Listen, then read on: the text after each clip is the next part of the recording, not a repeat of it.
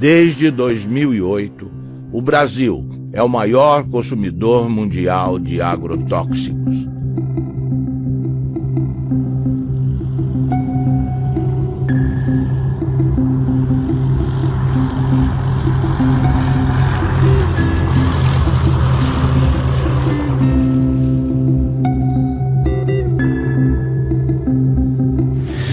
A história da América Latina é uma longa história da perda, da usurpação, do roubo dos recursos naturais.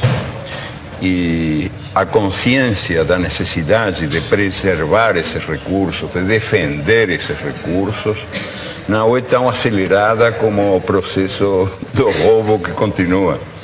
Os ladrões são mais rápidos do que a gente, né? São mais velozes que nós. Um exemplo, o mais revelador de todos, eu acho o mais indiscutível de todos, a propósito desse divórcio entre os direitos da natureza e os direitos humanos, é o que acontece com os agrotóxicos, que estão sendo permitidos, esses venenos contra a natureza estão sendo permitidos em países que têm governos progressistas, em nome da produtividade. Ou seja, em nome de um critério economicista de o que é o progresso humano. Mas o que acontece com a terra? O que acontece com a gente? A terra e a gente são muito mais importantes que os numerinhos da produtividade.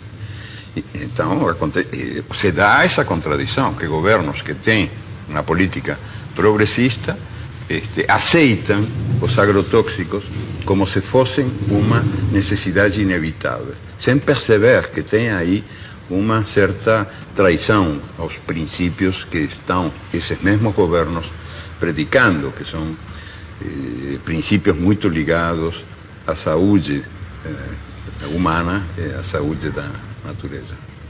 São vários princípios ativos banidos na maior parte do mundo, que circulam impunemente no Brasil, porque o lobby dos agrotóxicos, que é poderoso, que movimenta recursos vultosos, o Brasil é o campeão mundial de agrotóxicos, nenhum outro país pulveriza na lavoura tanto agrotóxico quanto o nosso. Esse setor movimentou no ano passado mais de 7 bilhões de dólares em venda de produtos.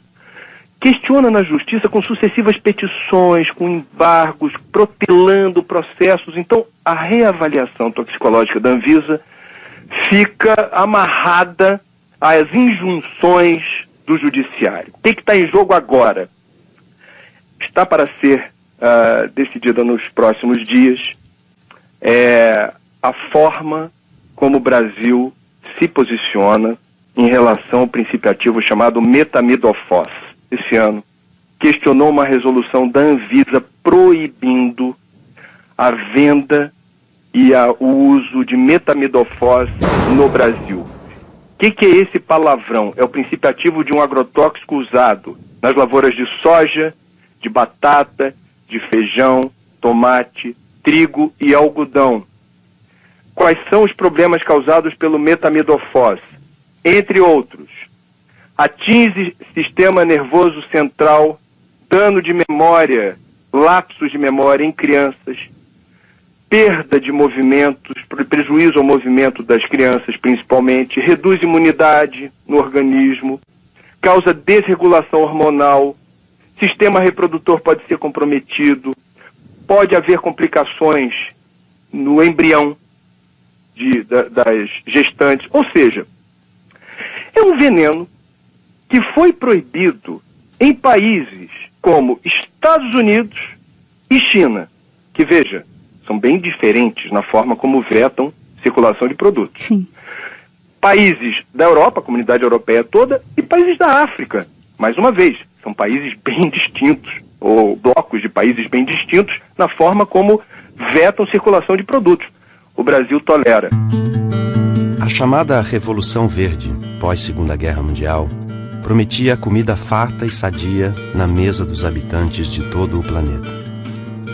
A pretexto de modernização nos campos, A Revolução Verde impôs o monocultivo em áreas extensas, expulsando o camponês e sua família da terra que cultivava, trocando homens por máquinas. O uso de sementes geneticamente modificadas, os conhecidos transgênicos, generalizou-se a pretexto de multiplicar a produção. O uso dos agroquímicos ou agrotóxicos foi intensificado a partir da década de 60, com o uso de adubos químicos e venenos. A química promete saúde, mas oferece riscos aos que consomem alimentos geneticamente transformados e aos trabalhadores que manipulam os agrotóxicos. Hoje, o Brasil possui e opera mais de 400 tipos de agrotóxicos registrados, inseticidas, fungicidas e herbicidas. A tecnologia utilizada na Revolução Verde é proveniente da indústria da guerra. Durante a Segunda Guerra Mundial, a IG Farben, a empresa alemã que fabricou o gás Zyklon B, deteve o monopólio da produção química da Alemanha nazista. Entre os seus principais proprietários estavam a BASF e a Bayer. Os Estados Unidos utilizaram no Vietnã de 1961 até 1971 o herbicida conhecido como agente laranja. Segundo a Monsanto, uma das empresas produtoras, foi para salvar as vidas dos soldados americanos e aliados, desfolhando a densa vegetação das selvas vietnamitas e, portanto, reduzindo as possibilidades de uma emboscada. Além da Monsanto, a Dow Chemical também participou da Rede da Morte. Com o fim da guerra, inúmeras ações foram movidas contra a Monsanto, a Dow e outros fabricantes de produtos químicos. Nos tribunais, chegaram a um acordo que gerou uma indenização de 180 milhões de dólares aos que combateram no Vietnã. A Justiça da Coreia do Sul ordenou que a Monsanto e a Dow pagassem 62 milhões para 6.800 veteranos de guerra coreanos.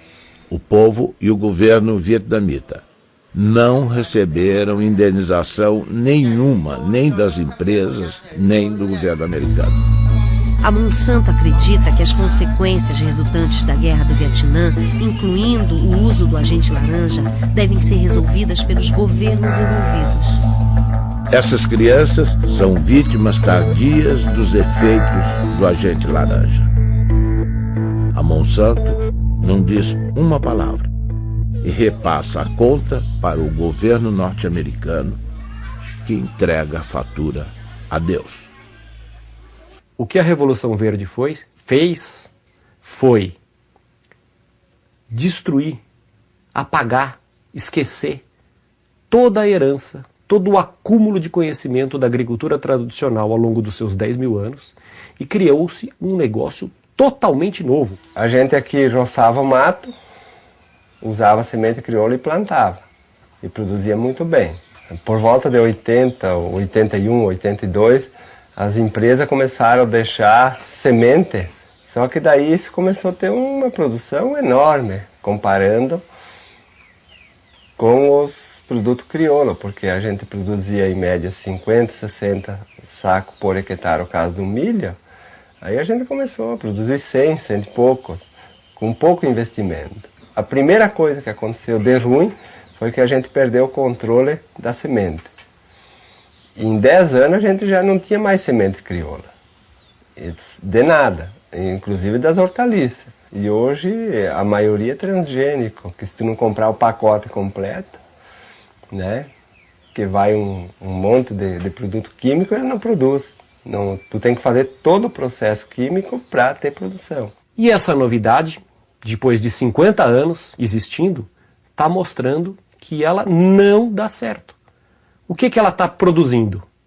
Ela está produzindo perda da fertilidade do solo, perda dos mananciais, perda da biodiversidade, contaminação do solo, das águas e das pessoas, contaminação do ar, mudanças climáticas.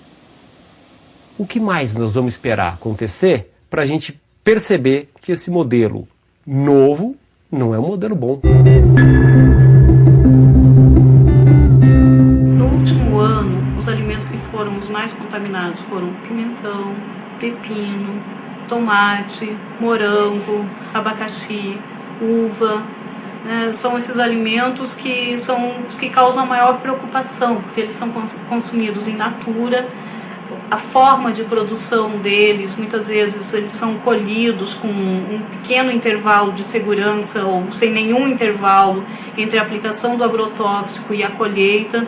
Então isso acaba gerando uma alta quantidade de produtos em desconformidade, ou com agrotóxicos acima dos limites permitidos pela regulamentação, ou até mesmo com o uso de agrotóxicos proibidos, que acabam sendo produtos que muitas vezes estavam destinados a uma produção de soja, ou uma produção de milho, ou ao algodão, e que acabam sendo desviados e utilizados nas culturas menores ou nas culturas de consumo alimentar mais intenso. Segundo a Anvisa, no ano de 2009, das 3.130 amostras de alimentos coletados em 26 estados, 29% apresentaram resultados insatisfatórios. Estavam acima do limite de agrotóxico tolerado nas seguintes proporções: beterraba, 32%, tomate, 33%, alface, 38%, mamão, 39%, abacaxi, 44%, couve, 44%, morango, 51%, pepino, 55%, uva, 56% e pimentão, 80%. Eu fiz um plantio de milho e daí tinha que imunizar a semente porque era uma plantia tardia, e se a gente não colocar um pouco de defensivo, o milho não vem porque a lagarta do cartucho ataca. E aí, plantando esse milho, no final da planta eu levantei a tampa da plantadeira e inalei aquele cheiro, aquele bafo que veio lá de dentro. E me deu uma ânsia que eu achei que ia morrer.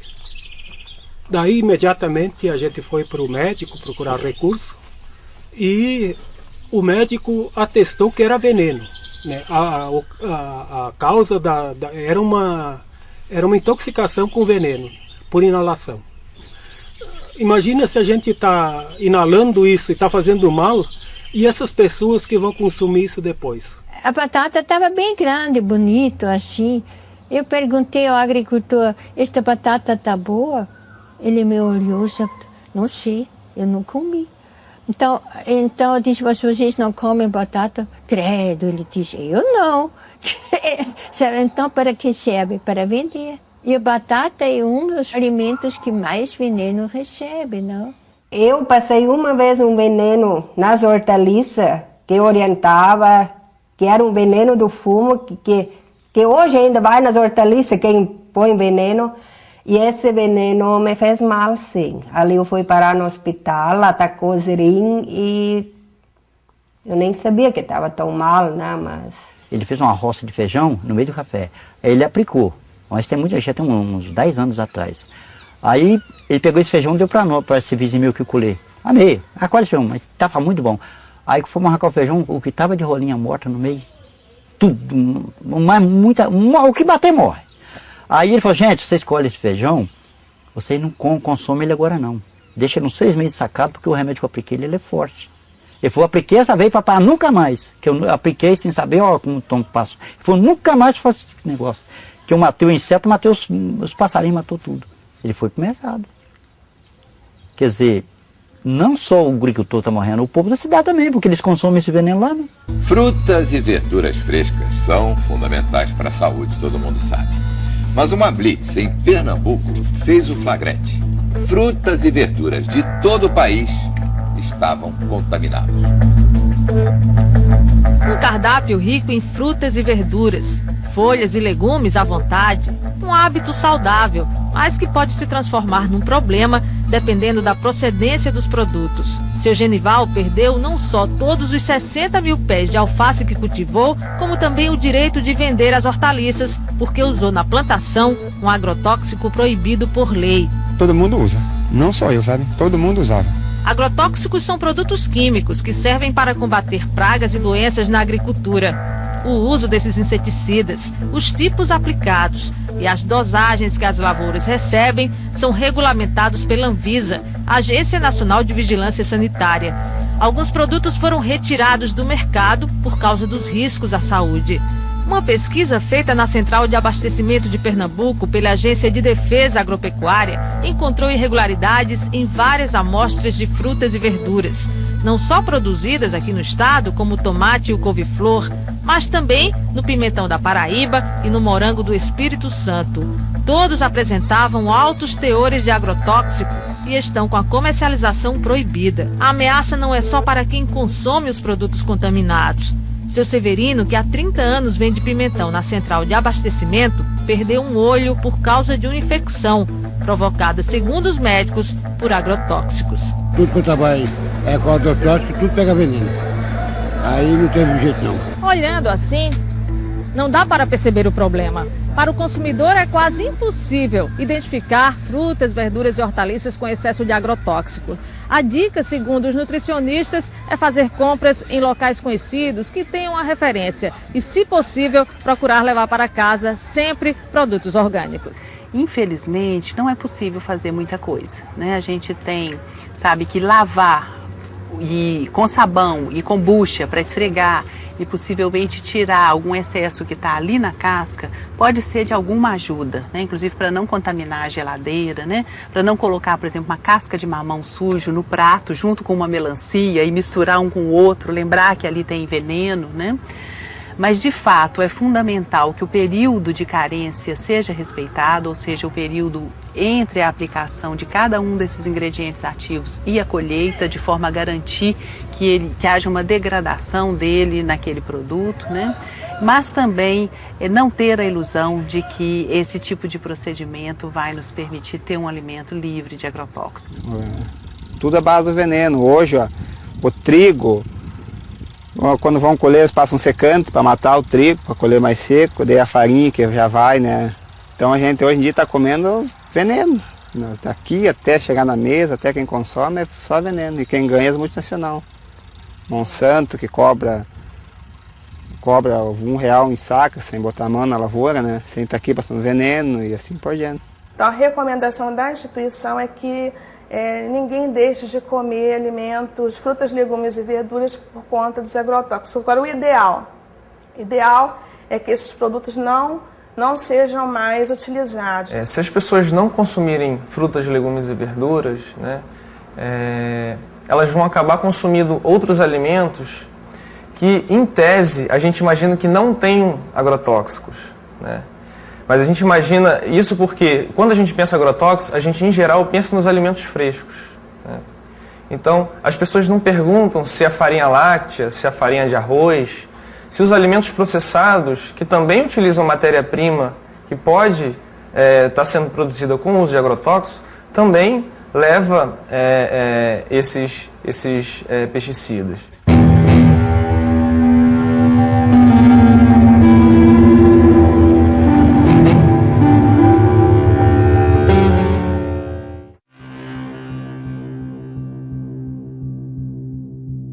O grande responsável pelo motivo desta audiência pública, que é o autor de uma entrevista no jornal Le Monde Diplomatique Brasil, que publicou uma entrevista bastante prejudicial ao país. Brasil envenenado, e o subtítulo Alimentos contaminados. Então, a partir de um momento que um diretor da Anvisa, que é o responsável em avaliar, aprovar ou não os defensivos para a agricultura, genéricos ou não, faz uma declaração desta na imprensa, ele tinha a obrigação de vir se justificar no Senado Federal. Ele está dando prejuízo a um patrimônio nacional, senhor presidente. Essas pessoas se esquecem que elas também comem e que elas querem comer barato. Se ele tem um bom salário na Anvisa, não é o caso de milhares e milhares de brasileiros que ganham salário mínimo ou que não ganham nada. E que, portanto, precisam comer comida com defensivo, sim, porque é a única forma de se fazer o alimento mais barato, infelizmente. Se nós pudéssemos produzir orgânico para todo o Brasil e todo o mundo, nós íamos precisar de, no mínimo, nunca fiz essa conta, mas no mínimo 3 Brasis eu acho que nós precisaríamos ou 4, daí para mais, para produzir o mesmo tanto que produzimos hoje para os brasileiros e para exportar. Então eu não compreendo onde é que essas pessoas querem chegar. Elas querem atingir quem? As pessoas pobres que não podem pagar comida cara? Ou eles estão revoltados de que o Brasil diminuiu o preço da compra da comida em não sei quantos 1000%. Há 40 anos atrás, senhor presidente, o trabalhador brasileiro gastava 50% da sua renda com comida. Hoje ele gasta 18%. Se não nos atrapalhassem, os agricultores poderiam estar aí fazendo com que isso custasse 12% da renda do trabalhador. É burocracia para dificultar a vida da maioria e beneficiar uma pequena minoria. E o pior de tudo isso, o mais desonesto de tudo isso, senador Gelner, é que a bandeira é bonita. É a saúde humana em jogo. A população toda fica a favor deles. Nós já pegamos resíduo de agrotóxico em cultura, que aquele agrotóxico não é autorizado. Nós já pegamos resíduo de agrotóxico em cultura, que aquele agrotóxico é autorizado, mas está muito acima daquilo que é permitido. E já pegamos resíduo de agrotóxico que não é permitido no Brasil. Jornal de Mato Grosso. Ministério Público investiga os casos de intoxicação causados por agrotóxicos no município de Lucas do Rio Verde. Como o Jornal de Mato Grosso já havia adiantado, além das plantas, da água e do ar, pesquisas revelam que houve até a contaminação de seres humanos devido à exposição frequente a esses produtos. As amostras foram colhidas de 62 mulheres atendidas pelo Programa de Saúde da Família de Lucas do Rio Verde, a 350 quilômetros de Cuiabá, e todas apresentaram pelo menos um tipo de agrotóxico. Além disso, em 85% dos casos, foram registrados traços de 2 ou mais tipos de defensivos no leite materno. Claudimara, que foi voluntária e amamenta a filha Antonella até hoje, levou um susto com o resultado. O que isso vai acarretar para minha neném, né?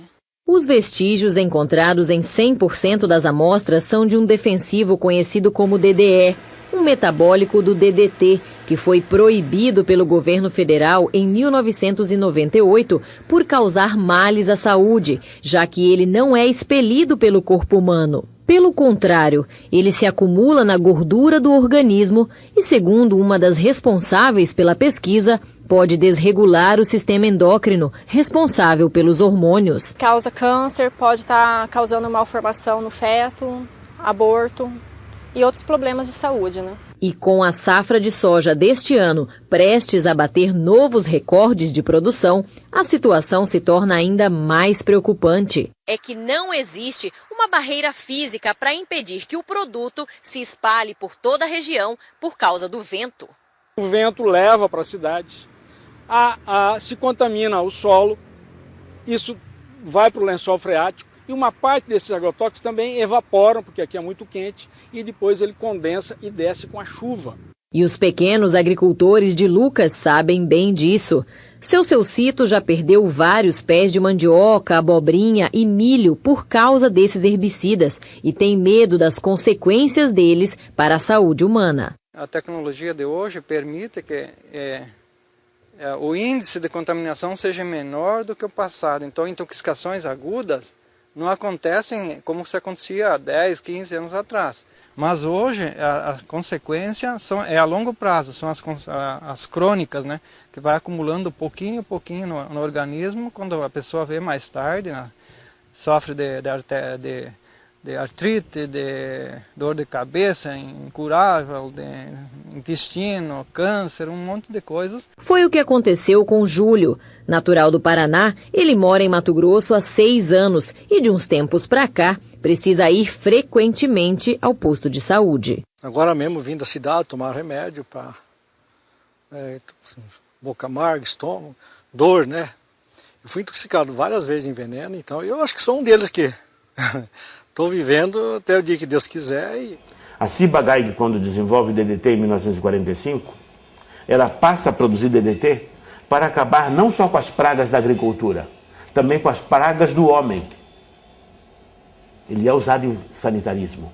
E O que representa para Ciba-Geigy, naquela época, de 1945 até nosso dia, a venda de DDT representa mais de 6 trilhões de dólares ao dólar de hoje. 6 trilhões de dólares. A pergunta é cínica, sarcástica. Eu vou me preocupar com o câncer do próximo? Não tenho porquê. 6 trilhões de dólares. No Paraná, o aumento da produtividade nas lavouras de soja esconde um perigo. É o descontrole nas aplicações de agrotóxicos. A cada ano, aumentam as pulverizações e o risco no campo. Quarta aplicação de agrotóxico para garantir a safra de trigo. Cada ano aparece uma praga diferente, para cada praga um produto diferente. Nos últimos 9 anos, o uso de defensivos quase dobrou no Paraná. Antes eram 2 aplicações em média, agora chegam a 4. E na plantação de soja, o abuso é ainda maior, 8 aplicações. A venda de agrotóxicos aumentou 140% em 10 anos, crescimento maior que o da produção de grãos, que ficou em 75%. Para esse pesquisador, faltam técnicos no campo para orientar os agricultores. Ele acaba, às vezes, ficando sujeito a recomendações, muitas das vezes, inadequadas. Veneno demais contamina o meio ambiente, aumenta os custos, faz mal para a saúde e pode prejudicar também o bolso dos produtores. Entre especialistas, há o temor de que o mercado internacional imponha restrições aos produtos brasileiros por causa dos resíduos de agrotóxicos. A agricultura é um setor forte de sustentação da nossa economia, isso seria o caos. O risco também é grande para a saúde dos agricultores.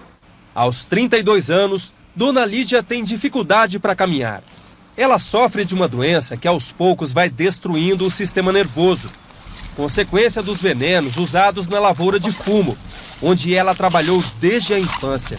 O preço meu, todos os anos que eu trabalhei da minha vida, aos 32 anos eu ter uma notícia tão grave, sabe? Não vale a pena. Você queria estar vivendo, estar feliz, sendo um domingo, você poder ir passear e dar risada, não estar pensando toda hora num problema tão sério e sofrendo as consequências dele, porque não é só pensar, é sentir. Boa parte dos efeitos à saúde, da intoxicação que é feita às populações, boa parte de toda essa destruição que é desenvolvida pela expansão das monoculturas, ela não tem nenhuma implicação para o lucro e para a cadeia de preços. Ou seja, a soja barata, o álcool barato, a carne barata, em boa parte se dá em nome do câncer, da intoxicação aguda que é atendida pelo SUS público, pelo desrespeito à natureza que vai ser pago nas próximas gerações. Nada disso, de alguma maneira, é contabilizado. A gente fez um estudo no estado do Paraná que no pior cenário são cerca de 150 milhões de dólares que podem até ser gastos somente com as intoxicações agudas. Ou seja, é mais caro pagar os efeitos à saúde do que usar agrotóxicos. Só que quem paga o agrotóxico é o agricultor. E quem paga a saúde é a população, é o sistema de saúde, é o governo, somos todos nós. E é a vida e o sofrimento das pessoas que estão sofrendo com essas intoxicações e com os problemas de saúde. 53% dos trabalhadores examinados na monocultura do abacaxi estavam com alterações na função hepática. E inclusive um deles veio a falecer, exatamente o do almoxarifado químico, né, que trabalhou durante 3 anos e 6 meses, todos os dias exposto a agrotóxicos e que, apesar de ser rígido e ter apenas 29 anos, em 4 meses adoeceu e veio a falecer de uma hepatopatia tóxica, de acordo com um laudo firmado por 4 professores da Faculdade de Medicina da UFC. Veio aparecer o amarelidão nos olhos dele, depois no corpo todo, depois veio, os lábios ficaram ressecados, cortados, as pontas dos dedos, das mãos, dos pés, e enfim, e veio começar mesmo a piorar depois a situação dele, vou provocar a urinar a cor de Coca-Cola. Aí Quando foi, eu fiz o aniversário do meu menino de 1 ano. Os médicos diziam que era hepatite. No começo achavam que era hepatite. E depois foi imediatamente transferido para Fortaleza. Quando foi com 1 mês, né, que ele estava internado, 1 mês ele faleceu. Ele trabalhou na empresa com 3 anos e 7 meses. Ele fazia lá na firma a mistura dos coquetel. Bom, nesse cenário de crescimento vertiginoso do uso dos agrotóxicos, eu penso que a atual campanha permanente contra o uso dos agrotóxicos e pela vida, ela cumpre um papel fundamental, não somente na questão da mobilização, e eu digo mesmo no aspecto da comunicação em saúde, porque ela revela para a sociedade os graves impactos sociais e ambientais decorrente do uso abusivo desses produtos químicos no país. As crianças, a família, as mulheres também atuam no campo. E a gente sabe que às vezes a exposição se dá ainda dentro do útero, né? Então, os efeitos daquela criança, daqueles agentes agindo tão precocemente, a gente só vai ver a manifestação de um tumor, né, de um futuro câncer, anos depois. A cenoura, rica em vitamina A, contribui para o bom estado da visão, da pele e das mucosas. A cenoura contém sais minerais como fósforo, cloro, potássio, cálcio e sódio, vitaminas do complexo B, que ajudam a regular o sistema nervoso e a função do aparelho digestivo. Entre os agrotóxicos encontrados em amostras de cenoura colhidas estão acefato, metamidofós, clorpirifós, dimetoato, profenofós. Os tomates são a fonte mais rica em licopeno, antioxidante que combate os radicais livres, retarda o envelhecimento e protege contra o câncer de próstata. Amostras encontraram nos tomates analisados a presença do aldicarb, o mais tóxico inseticida conhecido para mamíferos. O aldicarb também é usado ilegalmente nas cidades como raticida, expondo os humanos à sua ação como veneno. Pimentão. Anti-inflamatório, digestivo, estimulante para a circulação, rico em vitamina C. Foram identificados 22 ingredientes ativos, dos quais 18 não estão autorizados para a cultura. Os princípios ativos não autorizados: profenofós, cipermitrina, lambda-cialutrina, endosulfan e dicofol. Possui classe toxicológica 2, altamente tóxico. No ano de 2008, a Anvisa colocou 14 ingredientes ativos em reavaliação. Muitos desses produtos, em função deles estarem proibidos em outros países. E desde então, a gente vem sofrendo uma série de ações judiciais, uma série de pressões, né? Pressões que vão desde requerimentos de parlamentares, requerimentos extensivos que demandam dias e até semanas para serem respondidos, até as questões da judicialização mesmo. Existe um antagonismo, que muitas vezes é até irreversível, entre a opção econômica comercial e a opção da saúde. Nós temos que ter essa dupla responsabilidade. A nossa responsabilidade maior é de garantir a saúde da população. A nossa experiência, na verdade, é de constatar diversos mecanismos de atuação do lobby do agronegócio sobre as estruturas do Estado, no sentido de impedir que os órgãos cumpram sua missão. Recentemente nós trabalhamos apoiando a Anvisa na revisão de 11 agrotóxicos e pudemos constatar, né, a pressão de diversos órgãos governamentais representando conflitos de interesses do agronegócio. E a gente viu isso claramente ser feito pelo Ministério da Agricultura, pelo Ministério de Ciência e Tecnologia, pela Casa Civil, né?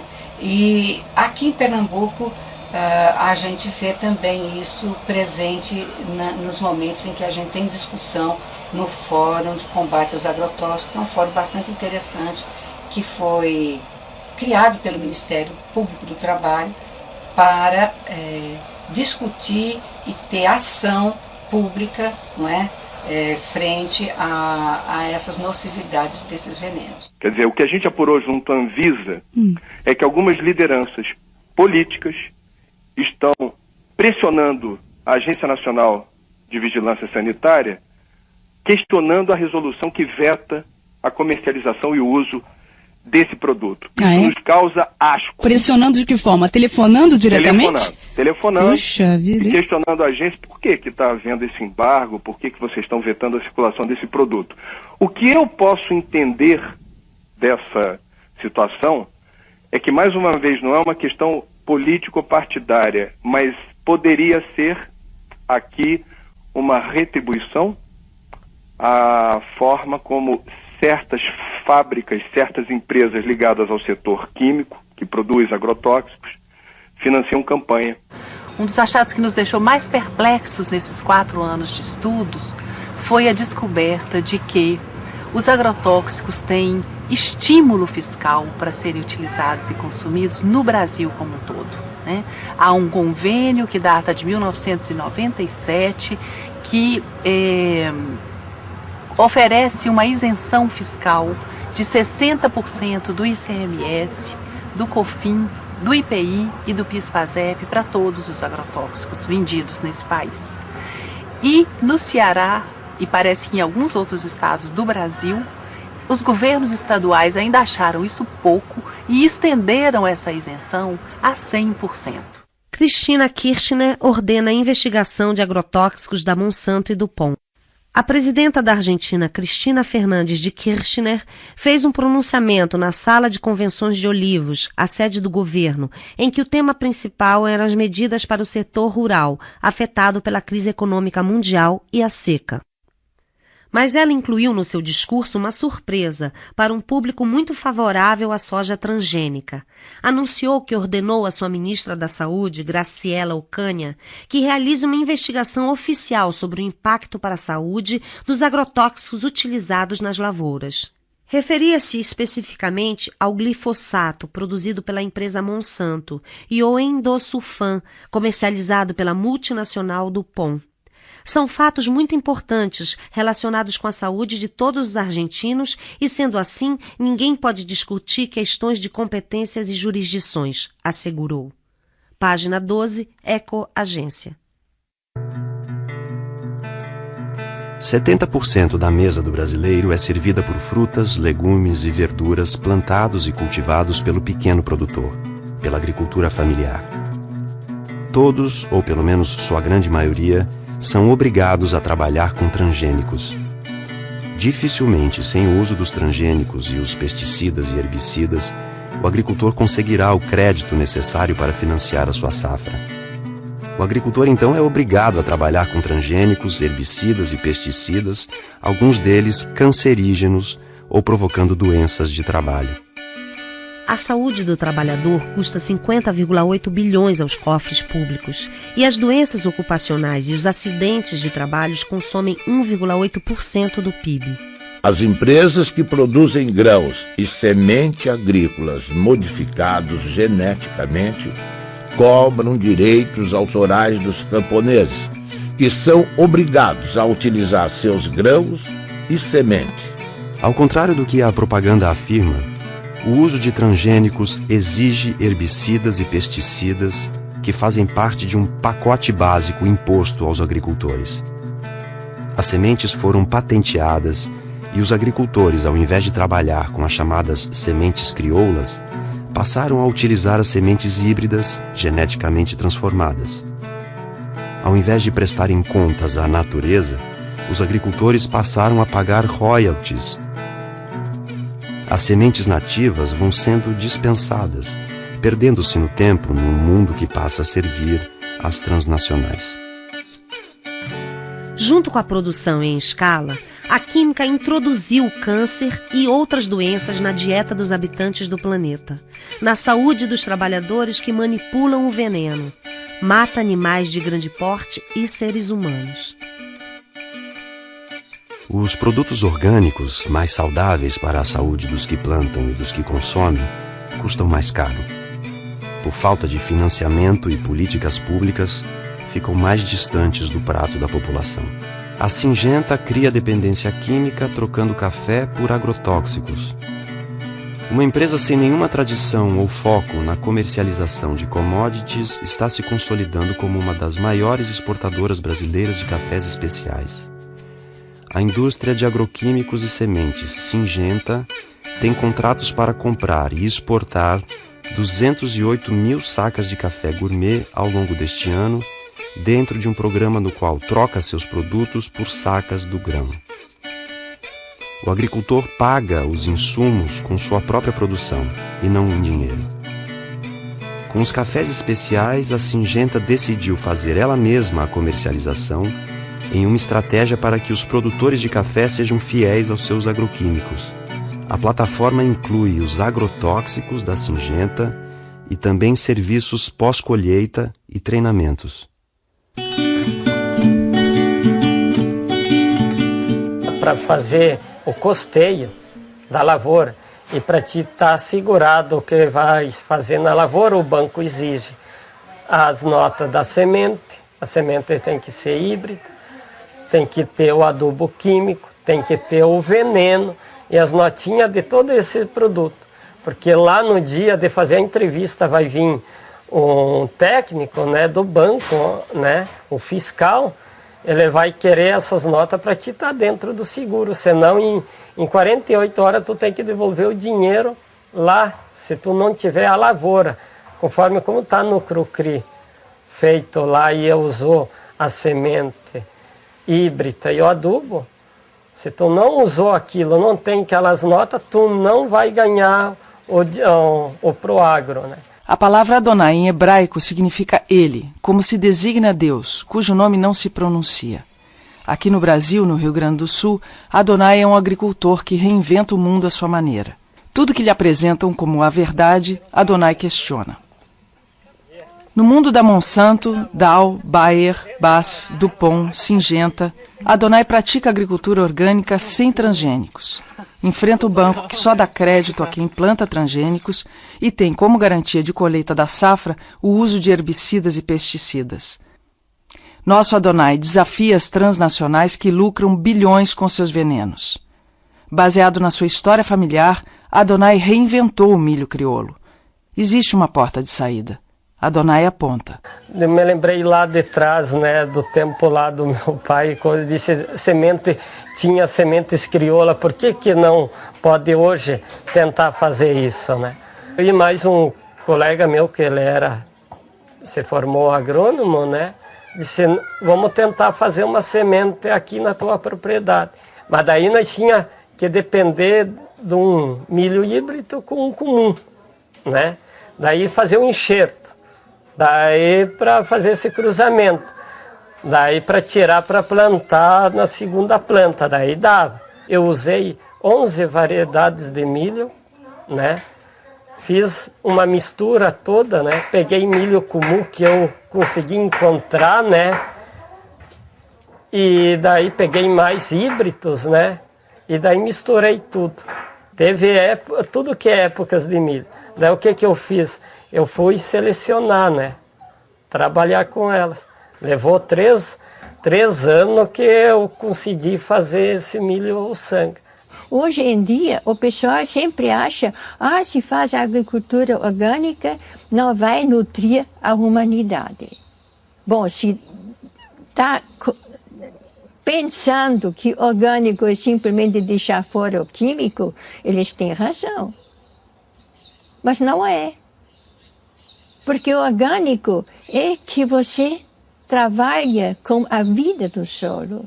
E não perguntaram o que a planta precisa, perguntaram o que a indústria podia fornecer.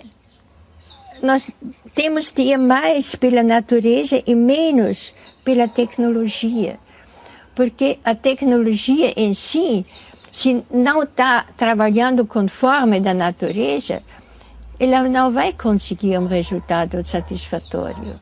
Essa cenoura ela foi produzida em perfeito equilíbrio trofobiótico. O que é isso?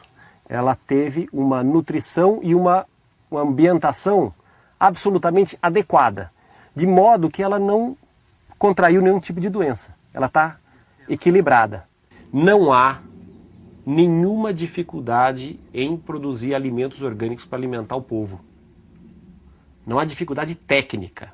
O sítio Catavento, com seus 20 hectares de agricultura, produz 300 toneladas de alimento por ano. E alimento de altíssima qualidade. O problema que nós enfrentamos, não que eles não sabem, mas eles não querem por causa da indústria, porque a indústria ganha com isso. E sempre está alguma coisa no meio entre a tecnologia correta e a ganância. Eu aconselho a vocês, não entre dentro de uma faculdade de agronomia brasileira e fale mal de agrotóxicos. Você é capaz de ser apedrejado. Agricultor tem que aprender a confiar na natureza. Que tem que ter um incentivo para o pequeno agricultor acreditar nisso e entrar. Né? Mas isso depende também da parte dos governantes públicos, né? Que apoia, que leva adiante isso. Né? É os bem pequenininhos ali, né? Meio ali, né? Tentando ali uma frestinha, né? Eu acho que a única possibilidade que nós temos de não só recuperar recursos naturais e saber defendê-los, mas também de ligar isso com a necessidade de uma vida melhor para os melhor e mais livre para os humanos que habitamos essas terras, e tomar consciência de que os direitos da natureza e os direitos humanos são dois nomes da mesma dignidade. Ou seja, que qualquer contradição é artificial. E, sobretudo, quando nasce dessa espécie de religião do progresso, do desenvolvimento, do crescimento econômico, que predomina num mundo onde manda o Deus mercado, que é um Deus implacável, invisível, tremendo filho da puta, o Deus mercado, que manda esquecer essa identidade entre os recursos naturais e a vida humana, e entre os direitos humanos e os direitos da natureza.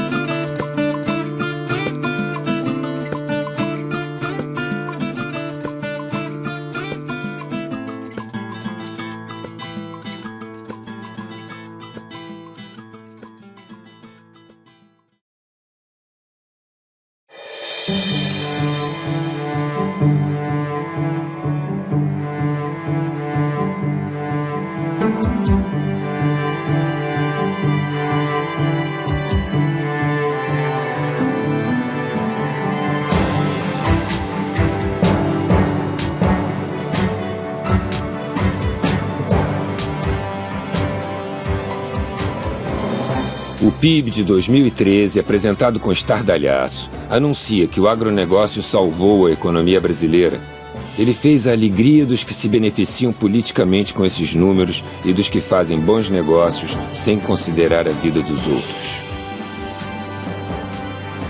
O PIB não considera, por exemplo, as pessoas que contraem todos os tipos de enfermidades, inclusive o câncer.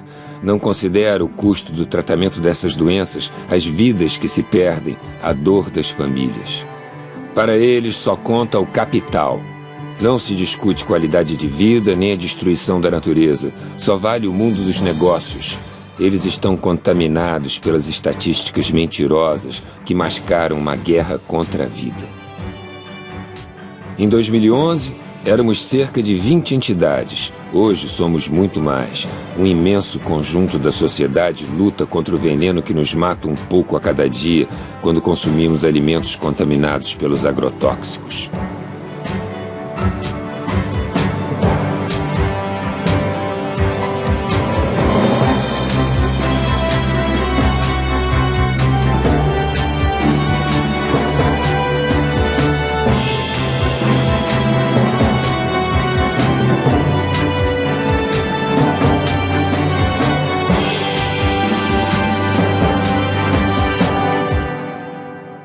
Nós lutamos pela vida. Não há apenas uma forma de conhecimento válido nas sociedades, existem várias formas de conhecimento válido.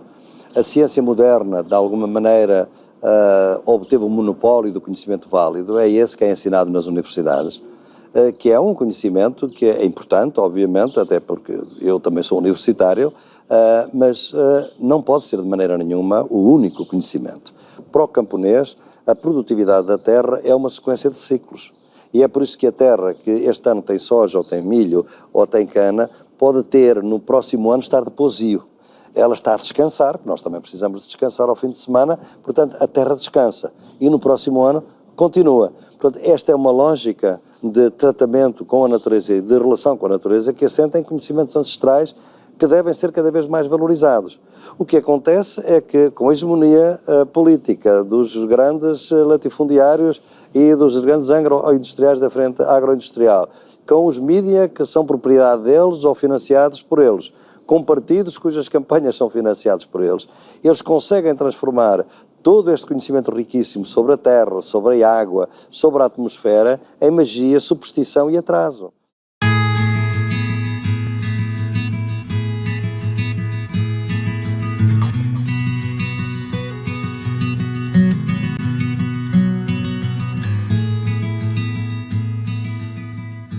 Nela até agora, não podemos saber que haja ouro, nem prata, nem coisa alguma de metal ou ferro. Nem ouvimos. Porém, a terra enche de muitos bons ares, assim frios e temperados.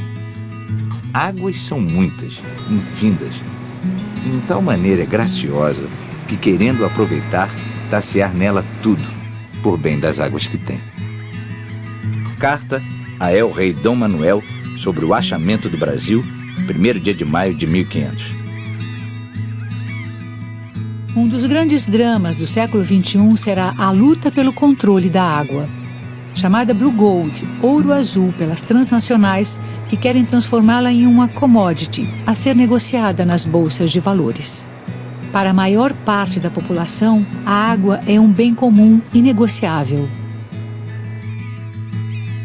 Brasil, Venezuela, Peru, Colômbia, Bolívia, Equador, Guiana e Suriname são os 8 países que formam a região amazônica. Eles têm o dever de protegê-la contra a ganância dos especuladores. Nesse cenário de destruição, até a natureza pede socorro.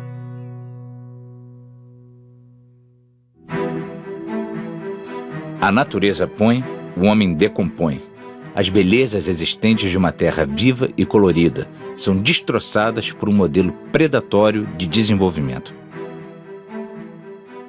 Como um guerreiro medieval munido de sua adaga, o homem incendeia o canavial destruindo as propriedades da terra. A biodiversidade da fauna e da flora é destruída para criar um enorme vazio, o futuro distanciado da qualidade da vida pela qual lutamos. Árvores centenárias são derrubadas para virar pasto. A cor desaparece e a floresta é acinzentada pela queimada.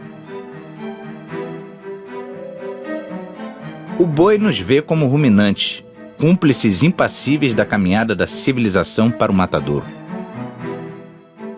Essas imagens registram a agonia daqueles que chamamos de animais.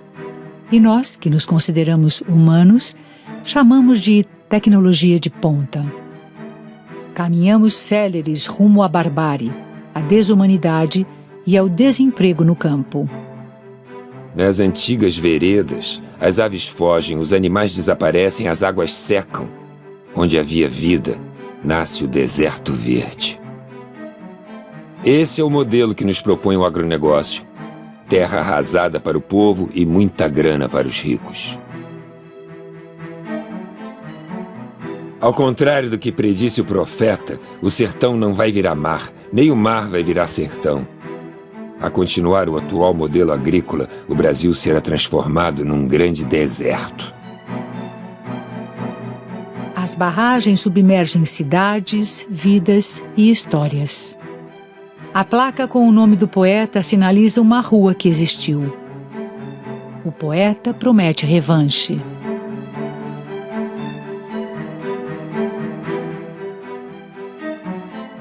Seus poetas, lá no fundo das águas, vão reconstruí-la, vão reescrevê-la, e ela virá à tona, com limos, com magmas, e nós, homens mortais, vamos arrancá-la das águas, como nasce uma estrela de outra estrela. Sidônio Muralha, citado por Carlos Drummond de Andrade na crônica Aconteceu em Rubinéia.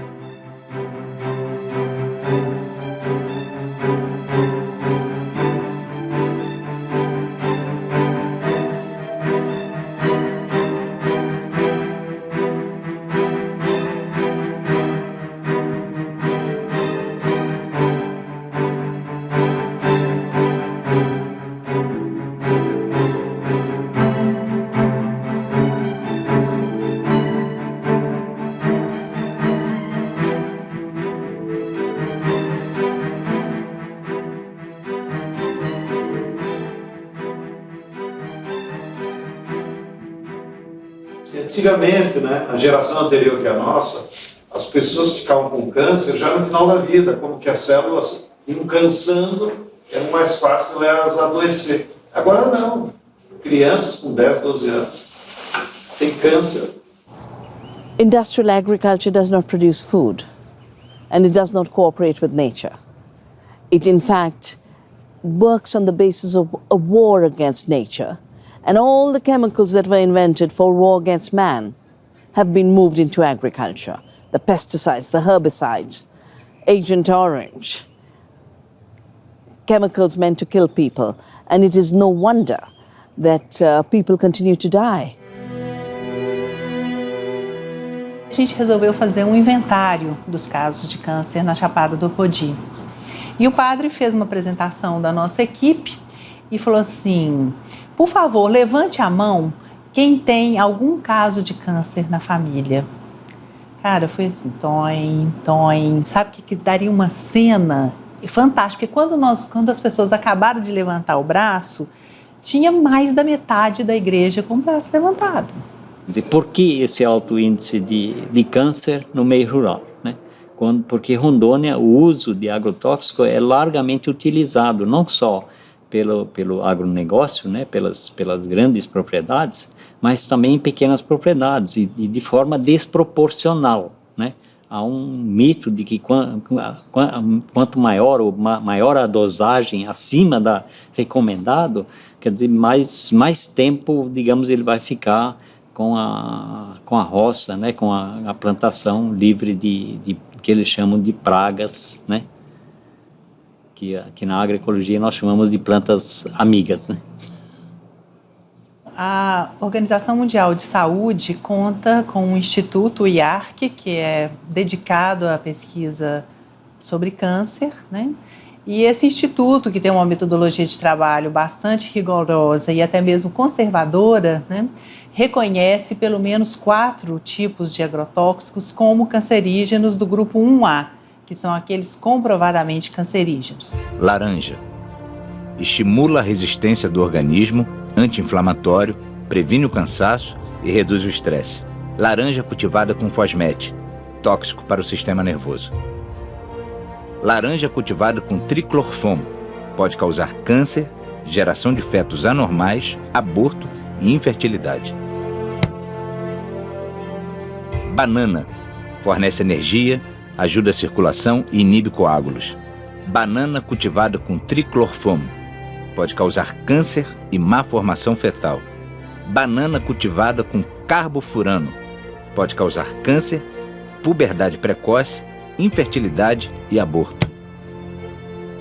Cebola ajuda a controlar diabetes, reduzir níveis elevados de colesterol e pressão arterial. Favorece a saúde dos ossos, é anti-inflamatório e combate resfriados. Cebola cultivada com parationa metílica pode causar câncer, puberdade precoce, infertilidade e aborto. Maçã, bom para o coração e a memória, previne o câncer. Maçã cultivada com abamectina pode causar má formação fetal, aborto, infertilidade e intoxicação aguda. Maçã cultivada com ciexatina pode causar câncer. Maçã cultivada com fosmete pode causar danos ao sistema nervoso. Hortaliças ajudam a combater o câncer, a diabetes e a regular a pressão arterial. Hortaliças cultivadas com acefato pode provocar câncer, má formação fetal, aborto, infertilidade e intoxicação aguda. O câncer de bexiga, o câncer de rim, todos esses tipos de câncer são, de alguma forma, apresentam forte associação com a poluição ambiental, com agrotóxico, com contaminação, especialmente por metais, que são essas substâncias presentes nesses agrotóxicos que estão associados com o aparecimento de câncer. A função dos agrotóxicos é ser um elemento de eliminar organismos vivos, né? Eles produzem, dentro de determinadas escalas de contaminação, doenças, que elas podem ser doenças de curto prazo e doenças de longo prazo. E isso significa que nós estamos lidando com intoxicações agudas até várias formas de câncer que você tem colocadas aí pelo processo cumulativo, e hoje isso está extremamente disseminado do ponto de vista da população. A legislação sobre isso é um problema muito complexo, porque você tem, de um lado, a vigilância sanitária, que é um órgão ligado ao Ministério da Saúde. Do outro lado, você tem os órgãos ligados ao Ministério da Agricultura, e aí tem, objetivamente, um conflito de interesses. Quer dizer, além da questão científica, quer dizer, nem sempre essas decisões governamentais são tomadas com base científica. Elas são tomadas com base em interesses econômicos também. Então, a evidência científica, muitas vezes, não é suficiente para influir numa decisão econômica. E nesse embate entre os interesses do agronegócio e os interesses da saúde pública, frequentemente os interesses da saúde pública são sacrificados. Quando eu tenho o consumo de fertilizantes, químicos, de agrotóxicos, etc., uma parte significativa da renda da terra fica com essas empresas. E há uma organização dessas empresas oligopolizada hoje. Então há um controle desse mercado pelo capital internacional, pelo Monsanto, Syngenta, Dow, Bayer, BASF, adquirindo outras empresas menores do setor. No mundo, né? Não só no Brasil, no mundo como um todo. No ano de 2010, essas indústrias juntas tiveram um faturamento, uma receita líquida de 15 bilhões de reais.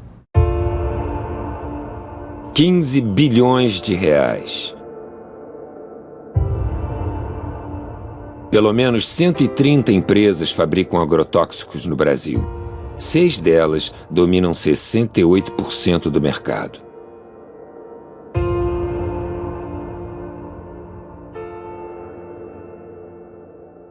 Os males do agrotóxico e a saúde do trabalhador.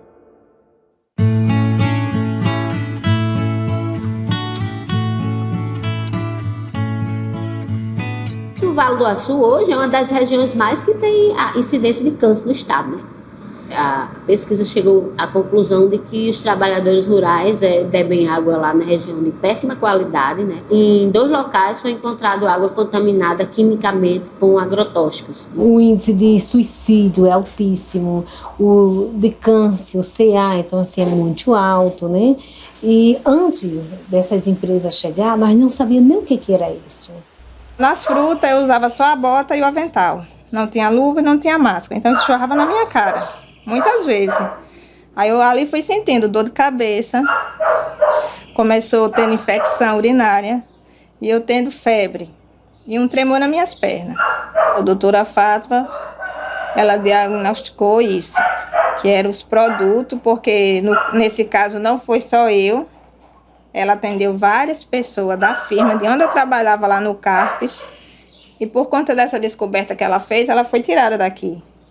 Eu comecei a notar que algo estava errado quando eu tive uma incidência muito alta de pessoas com sintomas psicóticos agudos. Aí que eu fui notar que essas pessoas que estavam com esse surto psicótico tinham algo em comum. Todas trabalhavam nas empresas de plantio de banana. Teve gente que ficou que nem louco. Eu fui uma. A dor de cabeça que eu senti era tão forte que eu me joguei na frente de um ônibus. Tirei esse joelho do lugar. Eu fiquei que nem doida, eu entrei em depressão, não queria ver ninguém. Eu rasguei roupa, eu jogava minhas coisas fora. E por conta disso, o engenheiro disse que eu era louca. Mas a minha loucura era as dores que eu estava sentindo. Eles, no set do consultório, eles contavam coisas, entendeu? Inominadas.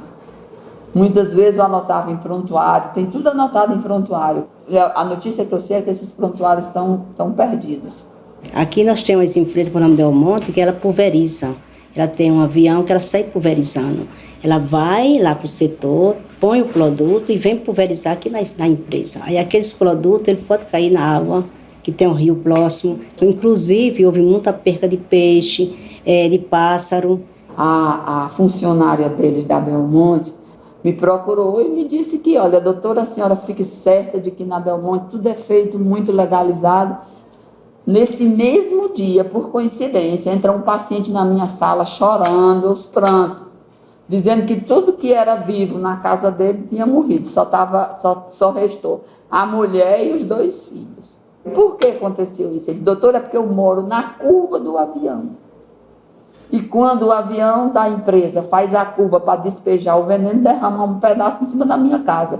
Morreu tudo, não ficou nem sapo.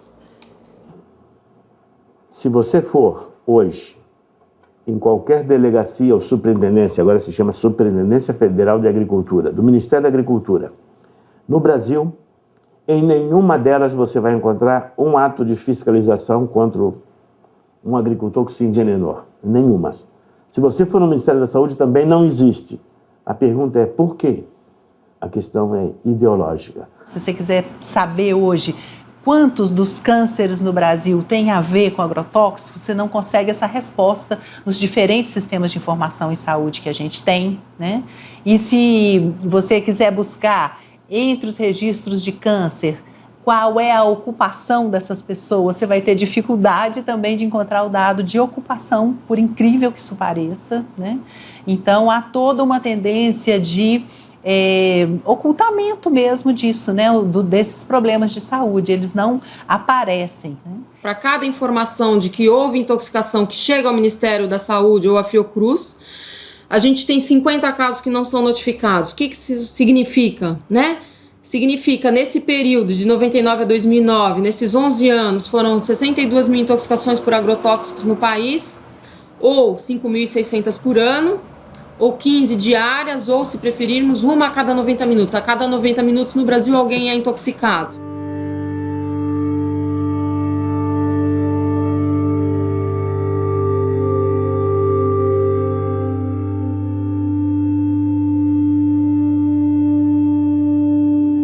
O veneno chega pelo ar, pela terra, é pulverizado, mata de todas as formas.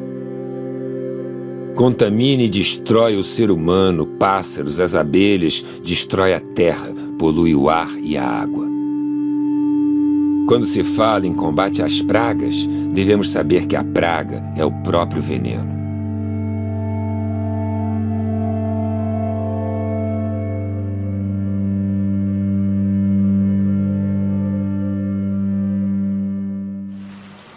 Em 3 de maio de 2013, a Escola Municipal São José do Pontal foi atingida por uma chuva de veneno engeopleno, da Singenta, lançado sobre lavouras de milho transgênico. A quadra fica a 50 metros da escola. Muitos alunos na quadra, uns 20, 30 alunos na quadra. Tinha ônibus escolar no pátio da escola, Kombi e moto. Então, eu acredito que daria para ele ver. Até que eu achei no primeiro momento que ele passou assim para chamar a atenção. Pensei, deve estar chamando a atenção, passando para chamar a atenção em cima da escola. E durante o tempo que ele estava passando, algumas crianças pequenas, na primeira vez que ele passou, saiu correndo atrás desse avião. Todo mundo estava correndo atrás, né? Achando bonito. Tinha hora que nós pensávamos até ia cair, tanto que estava passando perto. Num desses voos, eu senti o calor do motor do avião. Passava muito baixo em cima da escola. A gente sentia aquele calor, aquele mormaço quente da aeronave por cima da gente. Umas vezes que ele passou e não desligou o lugar de jogar o veneno. Dava pra ver as gotículas de veneno assim caindo em cima da gente. Foi, começou a derramar veneno em nós, aí nós pegou e já começou a tossir, vontade de vomitar, coçando. Aí nós saiu para dentro, foi para dentro das salas de aula. Em seguida os alunos começaram a coçar.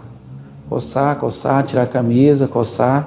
E eu vi quando a professora Renata e outros professores falaram, olha, os meninos estão passando mal, E aí começou aquela coisa assim, a gente começou a ficar meio desesperado.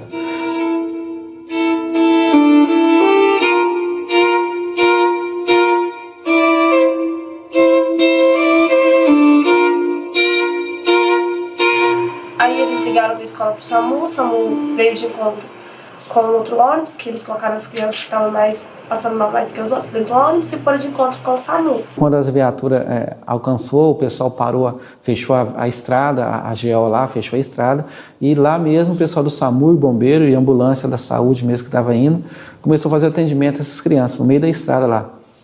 As crianças já chegou no hospital com soro, né? Por exemplo, a Luana deu vários desmaios nessa viagem, até mesmo dentro da viatura. Outros já chegaram com oxigênio. Situação assim de pânico mesmo. Senhor Jesus, misericórdia.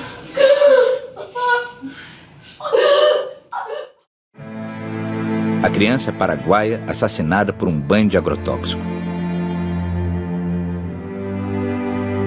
Su madre le mandó en la carnicería y a la vuelta de la carnicería el señor está echando el veneno y ellos no respetan, echaba todo por el camino, no el sojal nomás. A la mañana, por ejemplo, se levantó Silvino y me dijo, papá, me duele demasiado mis piernas. Y yo le dije, mire,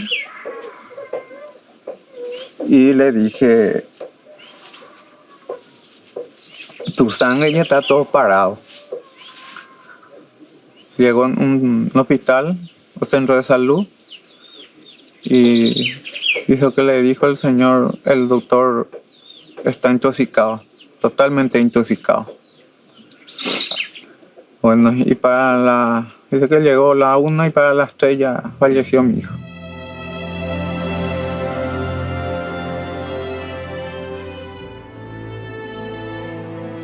A cultura do tabaco utiliza em média 42 tipos de agrotóxicos, causando uma devastadora contaminação humana e ambiental.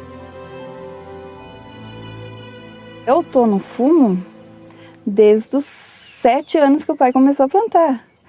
E desde ali eu tô na lida do fumo, sempre, direto, cada ano. E daí com isso eu sinto mesmo em mim que tá gravando cada vez mais, né? Nós, aqui na região da Depressão Central, região do Vale do Taquari, região Vale do Jacuí, é a maior região produtora de fumo, tabaco do Rio Grande do Sul, né? Os vizinhos ali para cima também tem, que ficam mal, dá dor de estômago, vomito, fico bem ruim quando colhe o fumo. Nós tínhamos uma careira de abacate ali em cima, faz tempo, mas morreu tudo.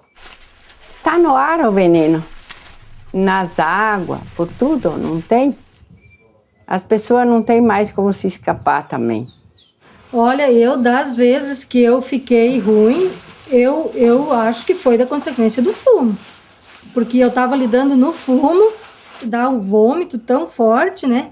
E um mal-estar, uma tonteira que eu acabo indo pro posto, né? Fazendo um soro daí. A servidão torna os plantadores de fumo totalmente dependentes das fumageiras. As famílias produtoras de fumo, além de todos os riscos que ela se submete em termos de saúde, ela deixa de produzir seu próprio alimento.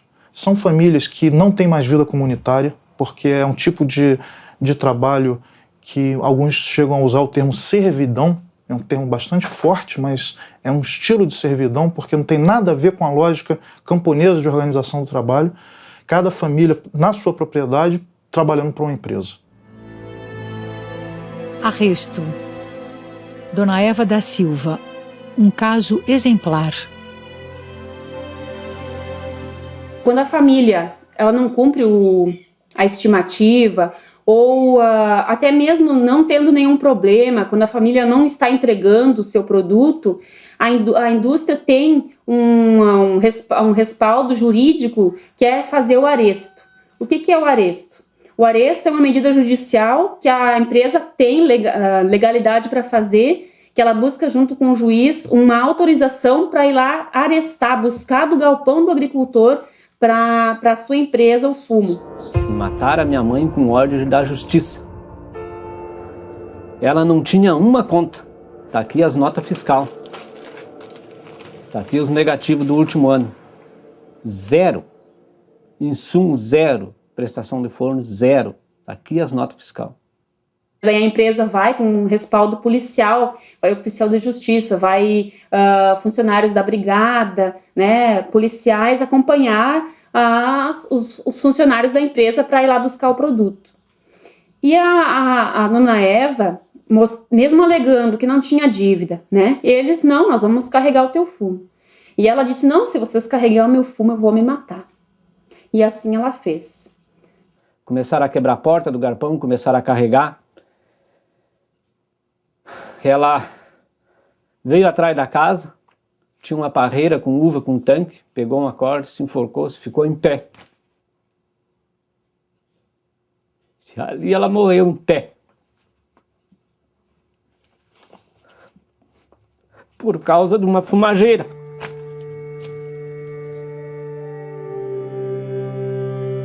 O oficial de justiça que estava acompanhando isso ligou logo para o juiz, e o juiz mandou que carregassem mais rápido o fumo ainda, mostrando que qual é o valor que os plantadores de fumo têm para o nosso país. Existe uma outra forma de tratar a terra. Existe uma outra qualidade de vida para todos. A campanha permanente contra os agrotóxicos pela vida, na verdade, ela é um instrumento do conjunto da sociedade para poder enfrentar o modelo hegemônico do capital de atuação na agricultura, que é o agronegócio. Uma das tarefas da campanha é explicitar os problemas causados pelos agrotóxicos para que a população possa se posicionar criticamente em relação a esse tema. E diante disso, não adianta, né, a gente ficar só na crítica. E aí vem a segunda parte da tarefa da campanha, que é anunciar para a sociedade a proposta alternativa, que, ao nosso ver, como campanha e as organizações que dela fazem parte, nós acreditamos que a agroecologia é essa alternativa possível. Essa fazenda não é uma fazenda que eu comprei e estou preservando.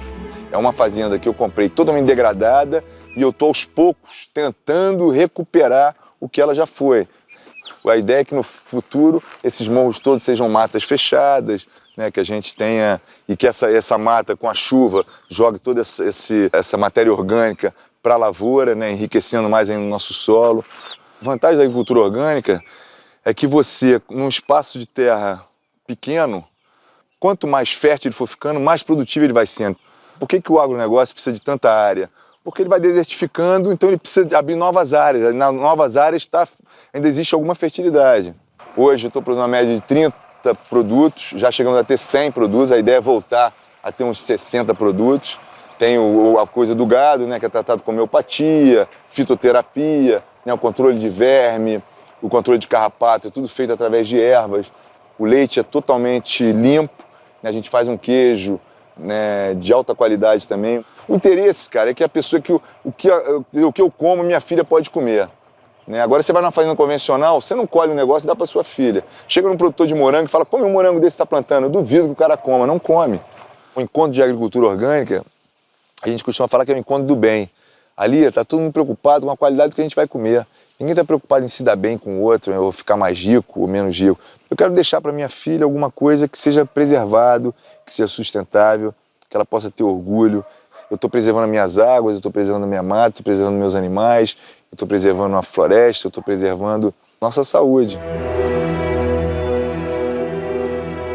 Existem alternativas para nos alimentarmos com qualidade e sem riscos de contaminação. Estes são os orgânicos cultivados em Paracambi, no estado do Rio de Janeiro. Neste sítio onde a cultura é orgânica, os animais não vivem confinados e tudo inspira qualidade de vida.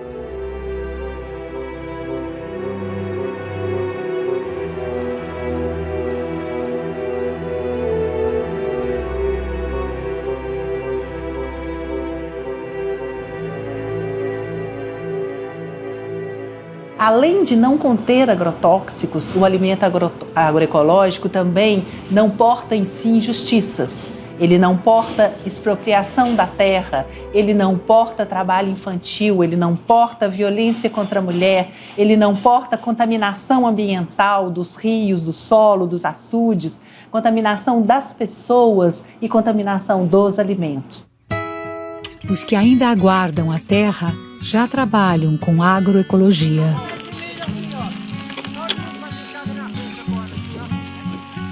A gente foi parar na beira da estrada, na pista, em busca de um sonho, de ter terra, como os acampamentos. Aí um belo de um dia apareceu um amigo da gente, aí ficou sabendo daqui do Manga Estivo. Aí chegou lá, comentou pra gente, a gente se interessou e veio. E hoje nós estamos aqui, plantando.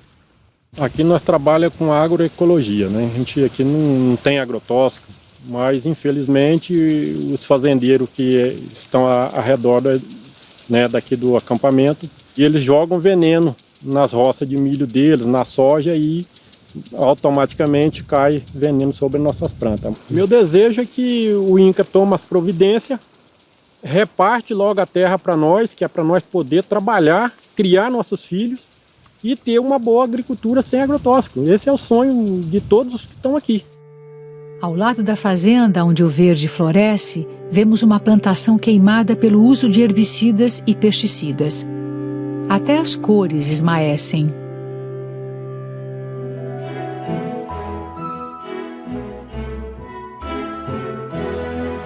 O assentamento Roseli Nunes, em Mirassol do Oeste, no Mato Grosso, desenvolve cultivos agroecológicos, mas não consegue a certificação da produção devido aos agrotóxicos aplicados na monocultura da cana e que atinge as suas hortas. Pedimos a ajuda e o apoio dos órgãos públicos de todas as áreas: saúde, agricultura, meio ambiente. Nós lutamos pela agroecologia, pela produção natural do alimento.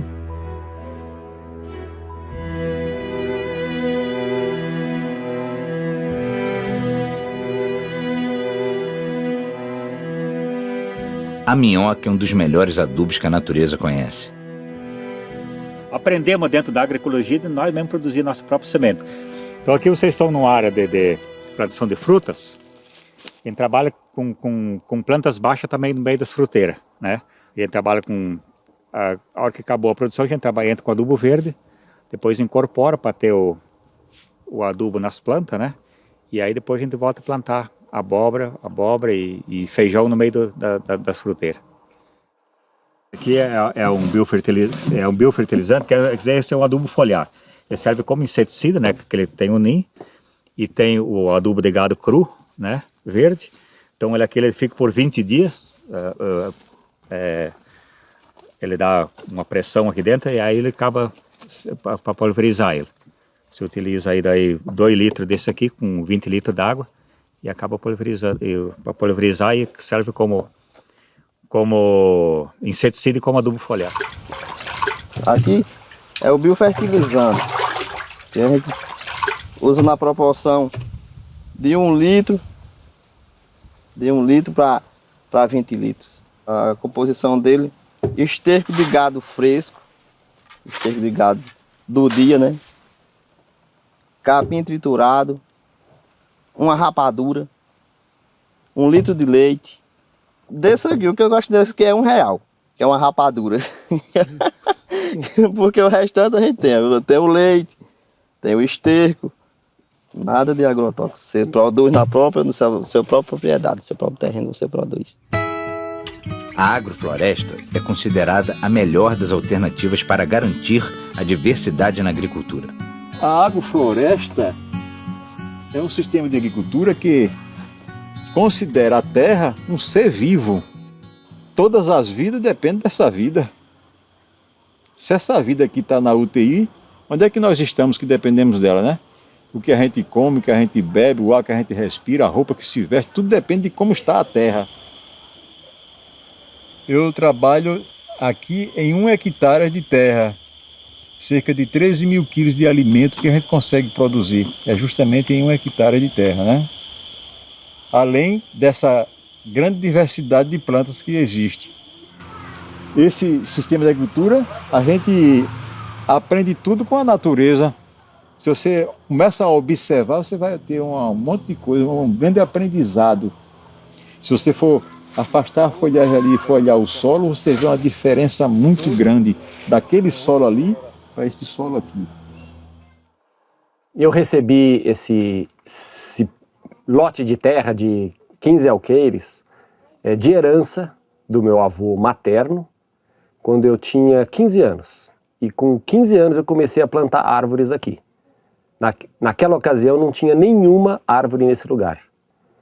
Então faz 30 anos que eu estou plantando árvores aqui. Quer dizer, se na natureza o que nós encontramos são florestas, então nós vamos ter que fazer agricultura dentro de floresta, né? É isso que é a agrofloresta. E nós vamos ter que, então, respeitar os ciclos de formação da floresta, né, para fazer atividade agrícola. O resultado, ele vai aparecendo, às vezes demora um pouco, tem que ter um pouco de paciência, né? Mas eu cansei de ver insetos que estavam aparentemente gerando um problema ou doenças desaparecerem do nada. Apenas eu continuei fazendo o meu trabalho de enriquecer biologicamente o lugar, aumentar a biodiversidade e trabalhando o solo e a biodiversidade ambiental. Só isso. Há um grau de artesanato na nossa atividade, mas isso não quer dizer que precise ser feito pequenininho só para o autoconsumo. Respeitando esses fundamentos, eu consigo ter uma produtividade igual ou melhor que o melhor agricultor convencional. Eu fico imaginando que boa parte dessas pessoas que estão nesses lotes irregulares, né, de área de risco e tal, eram pessoas que vieram do campo e que eram para estar em sítios como o meu, né? Aqui vocês vão ver que todas as áreas têm uma espessa proteção de biomassa, de matéria orgânica no solo. Então toda a chuva ela é retida, absorvida e levada para os reservatórios. Então toda essa chuvarada que está criando desgraça em alguns lugares, para nós só está criando benefício. É até constrangedor falar isso. Mas para nós isso é extremamente importante, porque ela está abastecendo meus mananciais, para que na época da seca eu tenha água reservada. Eu costumo dizer que se a agricultura orgânica é uma agricultura que respeita, que está em harmonia com as leis da natureza, a agrofloresta é uma radicalização desse conceito, né?